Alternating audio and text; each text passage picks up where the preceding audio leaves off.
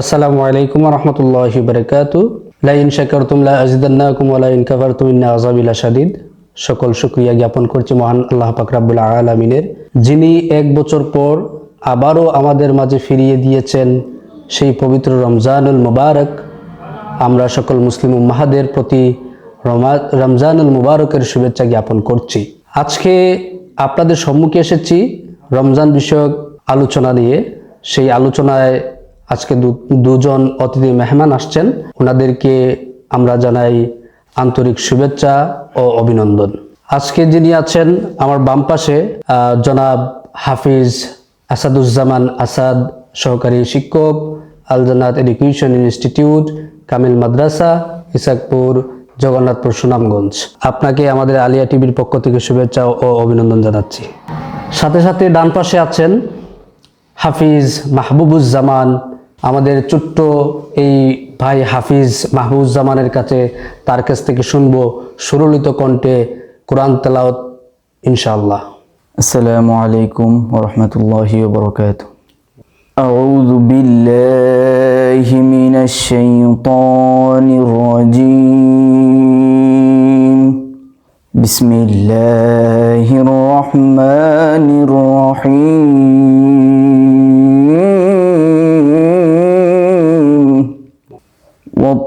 ওয়াত-তুরি ওয়া কিতাবিম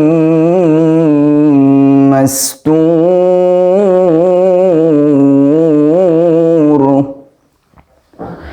في رق منشور والبيت المعمور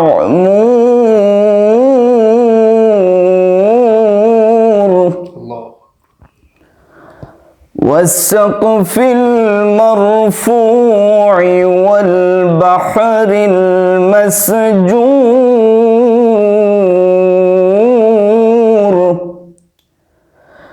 إن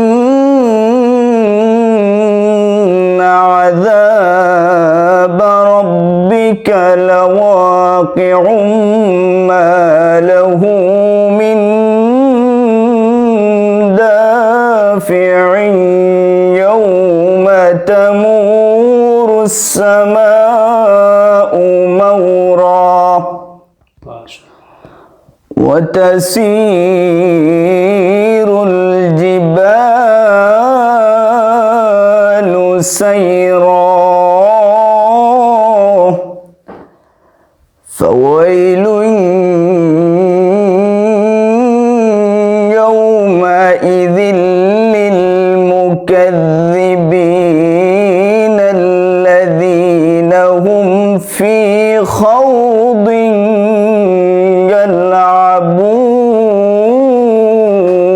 يلعبون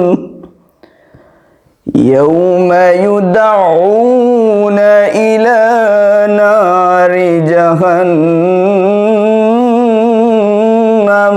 دعا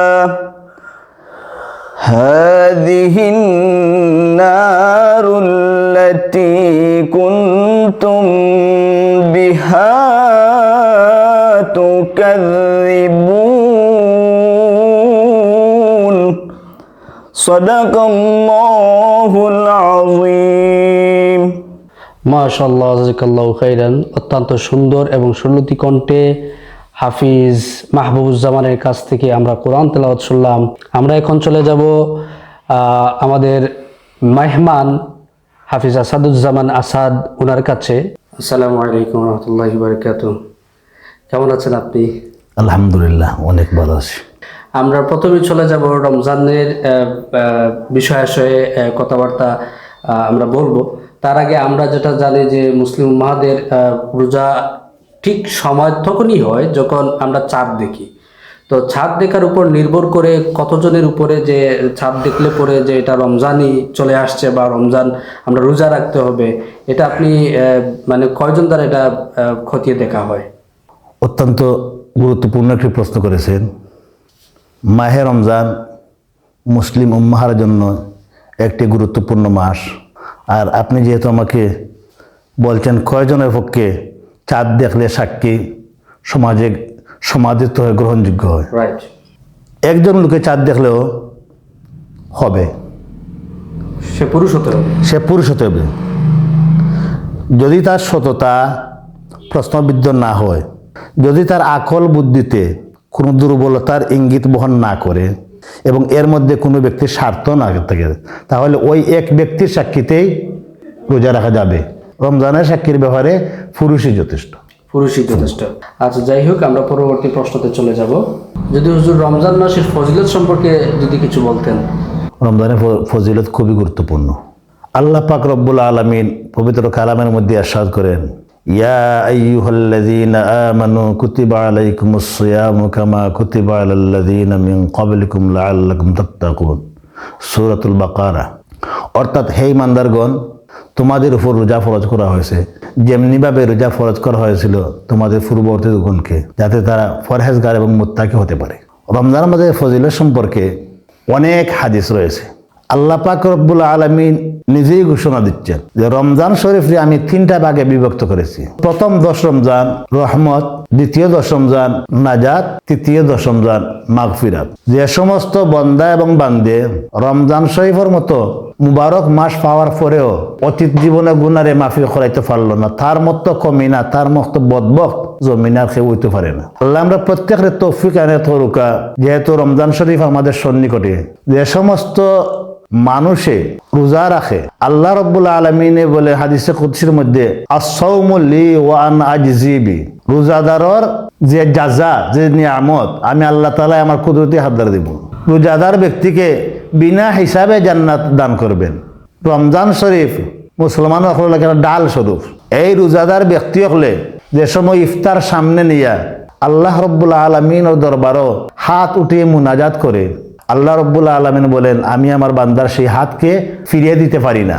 যেহেতু রোজাদারের রোজা অবশ্যই আল্লাহ রাব্বুল আলামিনের দরবারে মকবুল। আমরা এখন আরেকটি প্রশ্নেতে চলে যাব। সেই প্রশ্নটা হচ্ছে যে একজন রোজাদার ব্যক্তি যদি আতরের গন্ধ, চন্দন কাঠ বা আগরবাতির ঘ্রাণ শুকে, তাহলে কি তার রোজাটা হবে না হবে না? অবশ্যই হবে। আতরের ঘ্রাণ অথবা অন্য কোনো ঘ্রাণ যদি কোনো রোজাদারের নাকে পর্যন্ত পৌঁছে যায়, রোজা নষ্ট হবে না, আদৌ নষ্ট হবে না। হ্যাঁ, যদি আগরবাতির অথবা অন্য কোনো কিছুর ধূমপায়ীর ধোঁয়া গলার ভিতরে প্রবেশ করে, তাহলে রোজা নষ্ট হবে। তাহলে রোজা গলার ভিতরে প্রবেশ করতে না পারে এমন ধোঁয়া না যাইতে পারে, সেজন্য সবাইকে অবশ্যই সতর্কতা অবলম্বন করতে হবে। আতরের গ্রানে রোজাদের রোজা নষ্ট হয় না। আচ্ছা, এখানে আরেকটা প্রশ্ন আমরা রাখি। সেই প্রশ্নটা হচ্ছে যে রোজা অবস্থায় অনেককেই দেখি আমরা তুতু ফেলতে কিংবা কাশি গিলে ফেলতে, বা অনেকেই দেখা যায় যে তুতু অনেকগুলা জমা হয়ে গেছে, সেটা গিলবে না ফেলবে, অনেকেই গিলে ফেলে। তো যারা গিলে ফেলেন বা কাশি অনেকেরই মনে করেন যে ভিতরে যদি চলে যায়, তাহলে সেক্ষেত্রে রোজা হবে কি হবে না? তুতু ফালানোর জন্য রোজা কখনো নষ্ট হবে না। রোজা ভাঙ্গার যে সমস্ত কারণ রয়েছে, এই সমস্ত কারণের মধ্যে তুতু একটি কারণ আসে না, নিঃসন্দেহে রোজা কবুল হবে। আচ্ছা, এখন আমরা আরেকটি প্রশ্ন করব। আসলে অনেককেই দেখি সিয়াম পালন করতে, অনেক দেখা যায় যে অনেক ছোট বড় বয়সে সবাই রাখেন। তবে এই জায়গা থেকে আমাদের যদি একটু পরিবারের দিকে খেয়াল রাখি, সেই পরিবারে দেখছি যে কিছু ছোট বয়সী যারা আছে তারাও রোজা রাখে। তো এখানে আমরা প্রশ্নটা রাখবো যে রোজা আসলে কাদের উপর ফরজ, এই বিষয়টা আমি আপনার কাছ থেকে জানতে চাইবো আর কি। রোজার জন্য শর্ত হলো প্রাপ্তবয়স্ক। প্রাপ্তবয়স্ক আচ্ছা আচ্ছা, সুস্থ হইতে হইব, সুস্থ শরীর থাকতে হইব এবং সামর্থ্যবান ব্যক্তি থাকতে হইব। এই সমস্ত নর এবং নারীর জন্য রোজা রাখা ফরজ। একজন মানুষ বলুগিয়তটাকে নিয়ে যে সময় তার উপর রোজা এবং নামাজ ফরজ হয়ে যায়, তখন ওই ব্যক্তি যদি রোজা ত্যাগ করে, তাহলে সে আল্লাহর সাথে নাফরমানি করল। ছোট ছোট বাচ্চারা আনন্দের সহিত তারা রেখে ফেলে, এর সোয়াব তার আম্মা আব্বা পেয়ে যাবেন। আচ্ছা, ধন্যবাদ। আমরা আরেকটি প্রশ্ন করব। যারা রোজা রাখেন তাদের রোজার বিনিময়টা আসলে তারা কি পেয়ে থাকেন, একটু জানাবেন প্লিজ। রোজার বিনিময় স্বয়ং আল্লাহ রাব্বুল আলামিন নিজে ময়দানে মাহশর রোজাদারের লাগিয়া রায়হান নামক একটা দরজা আছে, ওই দরজা দিয়ে রোজাদার ব্যক্তিগণ জান্নাতে প্রবেশ করবে। আর রোজাদারের যে প্রাপ্তি আল্লাহ রাব্বুল আলামিন হাদিসে কুদসির মধ্যে বলেন, আস-সাওমু লি ওয়া আনা আজজি বি। রোজাদারের জিম্মাদার আমি আল্লাহ, রোজার বিনিময় আমি রোজাদারকে দিব, আমি নিজেই দিব। আর এই রোজা যেহেতু ফরজ, কোনো অবস্থাতেই ত্যাগ করা যাবে না। যদি অসুস্থ ব্যক্তি হন, আদৌ রাখা সম্ভব নয়, তাহলে আল্লাহ রাব্বুল আলামিন তাকে অন্য একটা সিস্টেম করে দিয়েছেন, ব্যবস্থা দিয়েছেন। যদি একজন বয়স্কর পক্ষে রোজা রাখা সম্ভব না হয়, তাহলে ওই ব্যক্তির পক্ষ থেকে গরিব মিসকিনকে ফিদিয়া দেওয়ার জন্য এসেছে, ফিদিয়া দিতে হবে। ফিদিয়া দিতে হবে। আচ্ছা, আমরা শেষ প্রশ্নে চলে যাব। অর্থাৎ কেউ সেহরি উদ্দেশ্য করে খেয়ে নেন, কিন্তু নিয়ত যদি করেন না, তাহলে তার রোজা হবে কি হবে না, বা সেহরি খাওয়াটা সঠিক হবে কিনা? সুন্দর প্রশ্ন। রোজা রাখার প্রথম শর্ত হল নিয়ত। নাওয়াইতু আন আসুমা গাদাম মিন শাহরি রমাদান আল মুবারক ফাদাল্লাকা ইয়া আল্লাহ ফাতাকাব্বাল মিন্নি ইন্নাকা আনতাস সামিউল আলিম। এই নিয়ত করলাম। এখন আমি যে সেহরি খাইলাম, আমি যে সেহরি খেয়েছি, কিন্তু তাৎক্ষণিকভাবে আমার এই নিয়ত করার স্মরণ নেই, এই নিয়ত করা আমার স্মরণে নেই, আমি সেহরি খেয়েছি, কিন্তু আমার অন্তরের মধ্যে আছে আমি এই সেহরি খাচ্ছি রোজা রাখার জন্য, রোজা রাখার জন্যই আমি সেহরি খাচ্ছি। অতএব যদি তার জবান থেকে আরবিতে উচ্চারণ না করে অথবা বাংলাতে না বলে, রোজা হয়ে যাবে, রোজা হয়ে যাবে। কারণ আল্লাহ তাআলা বলেছেন তো ইন্নামাল আমালু বিন্নিয়াত, তার নিয়ত তো আছে অবশ্যই রোজা রাখার জন্য। সেই জায়গা থেকে তার রোজা রাখার জন্য যে সেহরিটুকু খাওয়া সেটা কবুল হয়ে যাবে। আচ্ছা, আমি আরেকটা প্রশ্ন করি ওই জায়গায়। অনেকেই দেখি রোজা রাখি ঠিকই, কিন্তু দিনের বেলাতে খায়। এ ধরনের মানুষরা আসলে আল্লাহ তাআলার কাছ থেকে কি ধরনের তিরস্কার পাবেন, একটু যদি জানাতেন। আল্লাহু আকবার। রোজা যারা রাখে এবং দিনের বেলায় খেয়ে ফেলে, আল্লাহর সাথে ওরা তিরস্কার করে, এই জন্য তাদের কঠিন শাস্তি রয়েছে।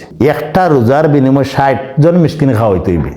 যদি ইচ্ছাকৃতভাবে সেহরি খায়, রোজা রাখার নিয়তে সেহরি খেলো, তারপর দিনের বেলা ভেঙে দিল, এই ধরনের ব্যক্তির উপর আল্লাহ পাক রব্বুল আলামিন লানত করে। যদি কারো এমন অভ্যাস থাকে, প্রত্যেকের সাথে সেহরির সময় প্রত্যেকের সাথে আমি সেহরি খেলাম, কিন্তু দিনের বেলায় আমি সারা দিন উপবাস না থেকে অর্ধেক দিনেই আমি খেয়ে ফেললাম, এই শ্রেণী মানুষের সাথে আল্লাহ রব্বুল আলামিন রাগান্বিত থাকেন, ওদের জন্য কঠিন শাস্তি রয়েছে। আপনাকে অসংখ্য ধন্যবাদ আজকে আলিয়া টিভিতে এসে আপনার গুরুত্বপূর্ণ তথ্য রোজা সম্পর্কিত আমাদের দিলেন। আমাদের দর্শক যারা আছে, আশা করি আপনারা এই বিষয়ে অবগত হবেন, নিজেদেরকে সতর্ক করবেন এবং রোজার ফজিলত, রোজার ফলাফল, রোজা কিভাবে রাখলে মহান আল্লাহ পাক রব্বুল আলামিন আপনাকে আমাকে ওনার বেহেশতের, ওনার নিজের তহবিল থেকে কি পুরস্কার দিবেন, সেই আশাটুকু আমাদের যাতে আল্লাহ তাআলা পূর্ণ করেন, সেই মাধ্যমে সেইভাবে আমরা সকলে রোজা রাখবো, নিয়মিত 5 ওয়াক্ত নামাজ পড়ব, তারাবির নামাজে অংশগ্রহণ করব, সহিভাবে আমরা সেহরি খাবো এবং ইফতার করব, এবং ইফতারের সময় একে অন্যের জন্য দোয়া করব। আল্লাহ তাআলা বলেছেন, ইফতারের সময় যদি কেউ কারোর জন্য দোয়া করে বা নিজের জন্য দোয়া করে, আমি আল্লাহ তাআলা কবুল করে নেই। তো যত পারি আমরা সচেতন থাকব। যদি সমাজে আপনাদের একটি পরামর্শ দিয়ে রাখি, আমাদের আহ্বান আলিয়া টিভির পক্ষ থেকে আমরা আপনাদের আহ্বান করছি, যদি কেউ রমজানে কোনো দোকান খুলে রাখে, সেই দোকানে যারা রোজাদার রয়েছেন তাদেরকে আপ্যায়ন করানো হয়, তাহলে তার বিরোধিতা আপনারা করবেন, তাদেরকে বুঝিয়ে বলবেন। সেই আশা ব্যক্ত করে আজকে আপনাদের কাছ থেকে বিদায় নিলাম। আসসালামু আলাইকুম, আল্লাহ হাফেজ।